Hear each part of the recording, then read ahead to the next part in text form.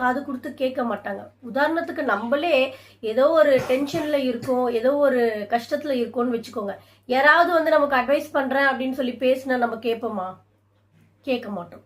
So அதே மாதிரி தான். ஸோ நம்ம முடிஞ்ச அளவுக்கு அவங்கள எந்த அளவுக்கு கம்ஃபர்டபுள் பண்ணலாமோ பண்ணலாம். அண்ட் இன்னொரு விஷயம் நான் முக்கியமா சொல்றேன், இந்த வீடியோ பார்த்துட்டு இருக்க நீங்க யாராவது உங்களுக்கு ஏதாச்சும் கஷ்டங்கள் ஏற்படும் போது நான் செஞ்ச மாதிரி, நான் சொன்ன மாதிரி என்னடா வாழ்க்கை செத்துடலாம் அப்படின்னு உங்களுக்கு தோணுச்சுன்னா தயவு செஞ்சு கூர்ந்து கவனிங்க. நம்மளோட வார்த்தைகள் வந்து என்னைக்குமே ரொம்ப பவர்ஃபுல்லான ஒரு விஷயம். ஓகேவா? நம்ம வார்த்தைகள் வந்து நம்ம ரொம்ப பாசிட்டிவான விஷயங்களை தான் நம்ம அதிகமா பேசணும். நம்ம ஒரு ஃப்ளோல இல்ல நம்ம ஒரு டென்ஷன்ல இல்ல ஒரு கஷ்டத்துல வந்து நம்ம ஒரு வார்த்தைகள் நம்ம சொல்றோம் பாத்தீங்களா, அந்த வார்த்தைகள் தான் நாளைக்கு நம்ம லைஃப்ல நடக்கிற விஷயங்களா இருக்கு.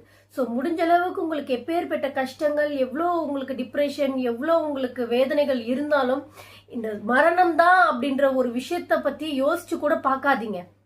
ஏன்னா மரணம்ன்றது உங்களோட முடிகிற ஒரு விஷயம் கிடையாது. அது உங்க ஃபேமிலிய காலம் காலத்துக்கு அது பாதிக்கிற ஒரு விஷயம் அது. ஸோ உங்களுக்காக